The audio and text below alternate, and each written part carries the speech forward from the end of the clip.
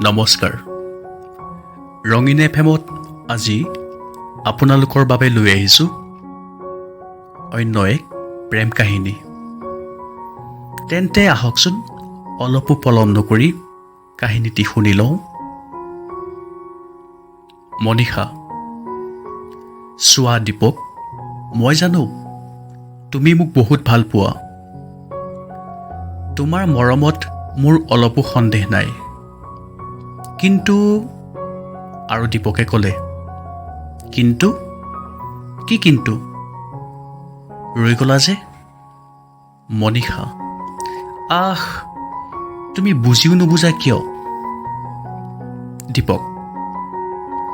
কি বুজিম কোৱা? তোমাৰ ঘৰত তোমাক চাবলৈ ল'ৰা আহিছে। ল'ৰাজন ভাল, ডাক্তৰ, বিয়া হৈ যোৱা। আৰু মনীষাই ক'লে, অলপো বুজিবলৈ চেষ্টা নকৰা কিয়? মইহে জানো তোমাৰ কথা কৈ ঘৰত কিমান গালি খাইছোঁ।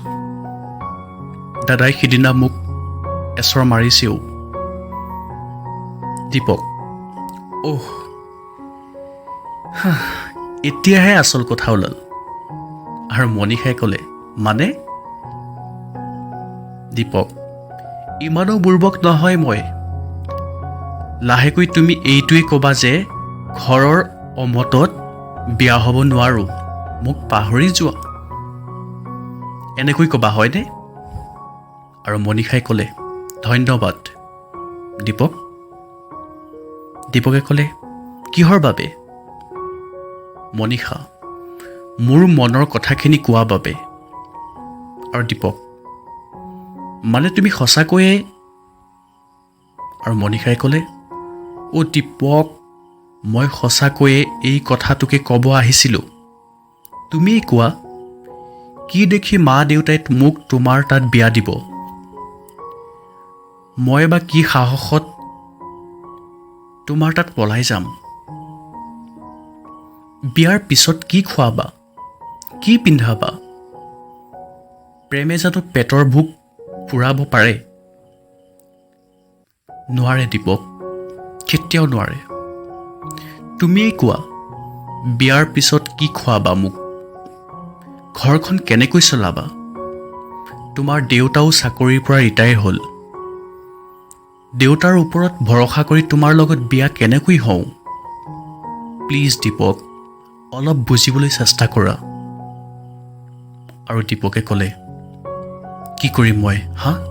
কি কৰিম? সদায় দেখোন চেষ্টা কৰিয়ে আছোঁ। চাকৰিৰ ইণ্টাৰভিউ দিবলৈ গৈ গৈ চেণ্ডেলযোৰহে আয়ুস কমাই দিলোঁ। লাভ কি হ'ল? ঘোচ দিবলৈ হাতত টকা নাই। ব্যৱসায় কৰিবলৈ মূলধন নাই। ৰিক্সা এখন চলাবলৈকো ৰিক্সা কিনিব পইচা নাই। কি কৰোঁ তুমিয়েই কোৱা। আৰু মনীষাই ক'লে, তুমি কি কৰা মই সেইবোৰ নাজানো।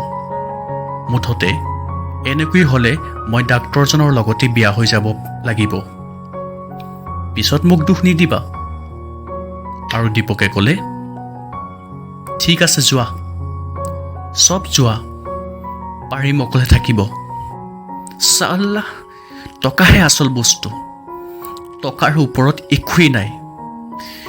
যোৱা বুলি কৈছোঁ, যোৱা ইয়াৰ পৰা, মোক অকলে থাকিব দিয়া। আৰু মনীষাই ক'লে, কিন্তু? দীপকে ক'লে, একো নক'বা আৰু, নহ'লে এই ব্ৰহ্মপুত্ৰত তোমাক লৈ জাপ দিম। মনীষাই ক'লে, ঠিক আছে, আহিছোঁ, তোমাৰ যত্ন ল'বা। আৰু মনীষাই বাই বুলি কৈ লাহে লাহে পিছলৈ খোজ দিলে। দীপকে একো নকৈ মাথো আকাশৰ ফালে চাই ৰ'ল। আনকি মনীষা যোৱাৰ ফালেও নাচালে। আজি 4 বছৰীয়া প্ৰেমৰ সমাপ্তি ঘটিল। কিন্তু ভালপোৱা কিমান বিশ্বাস আছিল ইটোৰ আনটোৰ প্ৰতি। আজি সকলো শেষ। এইবোৰ ভাবি ভাবি ব্ৰহ্মপুত্ৰৰ মাজৰ উমানন্দৰ শিলৰ ওপৰতে নিজেও শিলৰ দৰে বহি থাকিলে। সন্ধিয়া হওঁ হৈছে। সকলোবোৰ ঘৰমুৱা হৈছে। আকাশৰ চৰাইবোৰেও ঘৰলৈ বুলি উৰি গৈ আছে।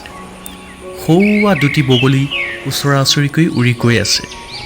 তাৰপিছত আৰু দুটি বগলী, হয়তো প্ৰেমিক প্ৰেমিকা চাগে। সিহঁতলৈ চাই দীপকৰ অলপ হিংসা লাগিল। সিহঁতৰ প্ৰেম সফল হৈছে। তাৰপিছত আৰু এটা বগলী অকলে অকলে উৰি গৈ আছে। হয়তো সেই বগলীৰ প্ৰেমিক অথবা প্ৰেমিকাই এৰি থৈ গৈছে, দীপকৰ দৰে।